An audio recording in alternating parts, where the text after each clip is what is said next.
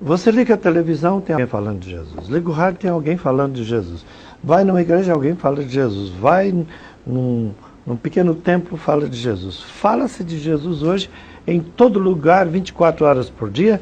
E há alguns pregadores que estão 6 horas por dia na televisão, dizendo, eu conheço Jesus.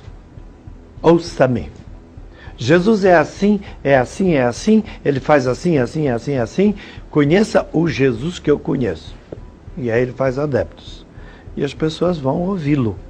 Enche os templos, multidões. Aí ele diz, lá existem curas. Jesus vai curar hoje à tarde, às 3 da tarde, na rua tal e tal. As pessoas vão lá. Então a cura, a libertação, com horário fixo. Esse Jesus já começa a desconfiar. Um Jesus que faz cura às 3 horas, no templo tal, com horário marcado, dia tal e tal, só aquele pregador, eu desconfio. Não é o dos evangelhos. Porque o dos evangelhos deixa bem claro que o Pai é livre. Seja feita a vossa vontade, na terra como no céu. Pai, se possível passar de mim esse cálice sem que eu beba, tudo bem, mas se não é possível, faça-se a tua vontade. Jesus manda orar no Pai Nosso. Glorificado seja o teu nome, seja feita a tua vontade. Então é Deus que decide. O milagre é dele. Como é que eu vou marcar horário? Então eu já desconfio desse Jesus e desse pregador. Aí vem alguém e me diz assim, como uma senhora me perguntou esses dias, no santuário lá, onde eu ia celebrar, essa vai ser missa de libertação? Eu olhei para ela, daquele meu jeito de mineiro, eu não sei. A senhora vai ter que perguntar para Deus, porque quem faz milagre e libertação, cura e libertação é Ele. E eu vou celebrar a missa que todo católico ouve, e eu não distingo entre missa de cura e libertação e missa. Toda missa de cura e libertação não tem horário. Então eu não sei, senhora, eu vou celebrar a missa da Igreja Católica. O que vai acontecer em consequência dessa missa é com Deus e a pessoa. Eu não marco para Deus a hora do milagre. Ela parou. Entendeu? Então a gente vai falando frases e depois não procura explicar, aí dá confusão. A igreja precisa ser explicada. A fé tem que ser explicada. Por isso que eu estou escrevendo esses catecismos e outros estão fazendo. A fé católica e evangélica anda muito mal explicada por aí. O cristianismo está mal explicado. E por isso acontecem essas variações excessivas no rosto de Jesus, que no fim você deturpa e já não sabe mais quem é o Jesus. Aquele histórico, que os cristólogos estudam, e aquele da fé.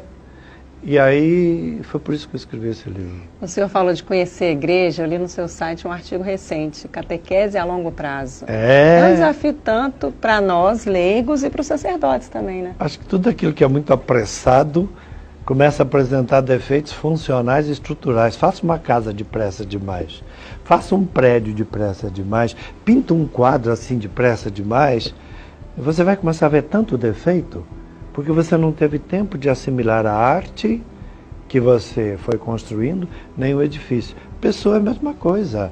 Casamento apressado, religião apressada, catequese apressada, não tem o tempo de amadurecer, e isso chama-se ascese. Dê tempo para a semente amadurecer, dê tempo para a árvore produzir a flor, depois o fruto, e para o fruto amadurecer. Aí quando você cortar esse fruto para comer, você está comendo um fruto maduro. A catequese hoje, em muitos lugares, é um fruto verde, que as pessoas devoram e chega a fazer mal, porque não tem conteúdo. Um grande número de catequistas não lê o catecismo da Igreja Católica.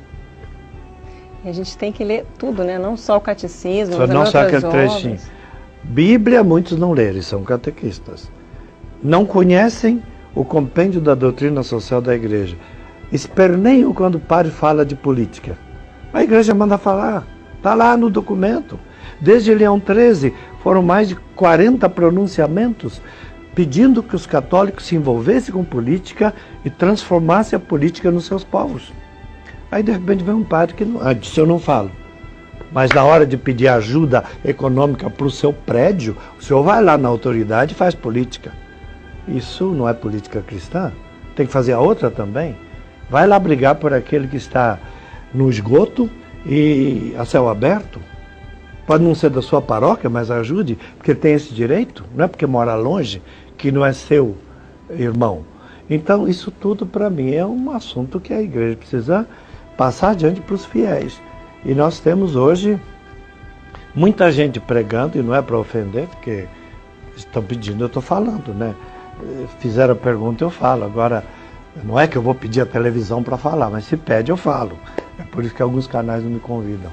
Então, o que acontece, por exemplo, como é que você pode deixar uma pessoa fazer um programa de 1 hora por dia se a pessoa não lê os documentos da igreja e não sabe nada de documento da igreja? Como é que ele pode ser catequista, falar para milhões? Então tem alguma coisa estranha? É a mesma coisa que pedir um porteiro de edifício, de hospital, ir lá operar na sala da UTI. Ele não está preparado. Põe quem está preparado. Então, cada um na igreja tem que exercer uma função. Isso não quer dizer que tem que ser doutor para falar, mas tem que ser leitor. Não tem que ser doutor, tem que ser leitor. Se sabe ler, se não é analfabeto, tem que ler, porque isso está nos livros. E o conhecimento guia o sentimento. Porque se não tiver um conhecimento, o sentimento vai ficar doido. E vai fazer afirmações erradas, e você vai cantar canções erradas, e uma palavra estraga a canção. Olha que canção linda do Zaqueu. Belíssima. Nossa, que canção bonita. Tem uma palavra lá que estraga tudo, porque nega o sentido cristão. Quero amar somente a ti. O cristão não pode fazer isso. Ele tem que amar a Deus e aos irmãos. E São João diz que é mentiroso quem ama só a Deus. Mas está todo mundo cantando na igreja, ninguém quer mudar. Está errado. Tem que dizer, dá-me amor intenso a ti, etc. Eu fiz uma canção em que Jesus morre e acabou. Muitos anos depois, um bispo me falou, tem que mudar essa canção. Muito sério, muito bem. E olha que eu sou professor de comunicação. Tá certo, seu bispo. Vamos orar. Fiz uma quinta estrofe para um certo Galileu e agora tem 6 dogmas a mais cantados. Por quê? Vamos corrigir, qual é o problema? E tem gente, tem cantor aí que não admite corrigir a música dele. Como se ele soubesse tudo, nós todos erramos. Na hora que alguém me disser que a música está errada, me prova, eu vou lá e mudo amanhã.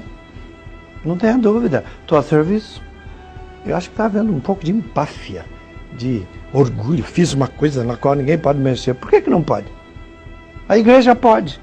A igreja pode me mandar parar de cantar a hora que ela quiser.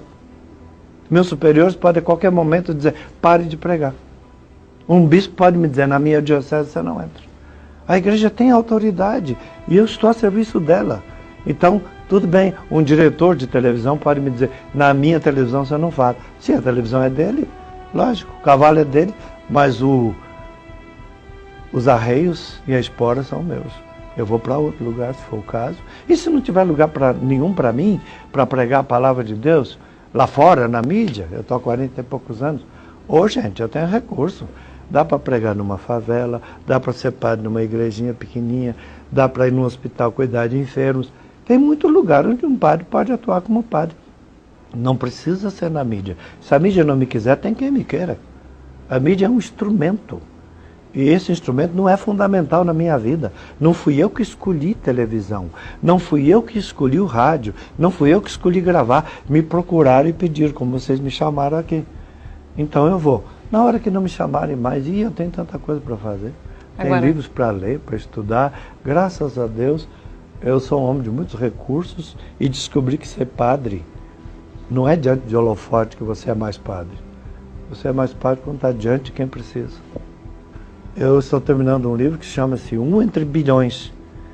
É um livro sobre, não é autoajuda, é alterajuda. E esse livro deve estar pronto em pouco tempo. É o que mais falta na nossa sociedade. O outro. Meu euzinho assim, e o outro. Porque depois do meu eu, todo mundo é outro. E o mundo não pode dançar como eu toco. Eu é que tenho que dançar a música de Deus e do mundo. Primeiro é de Deus, mas depois é do mundo também, porque o mundo tem muita coisa boa. E essas coisas eu passo, eu ensino, eu escrevo. É meu ponto de vista. Alguém pode pensar diferente, né? Pode aparecer um padre, um pregador, um pastor que diga, não, O indivíduo tem que se realizar primeiro ele, depois os outros. Aí eu folhei meu evangelho e digo, não está aqui não. Primeiro eu, depois os outros, não está aqui não. Mas eu escuto isso às vezes. Então eu falo.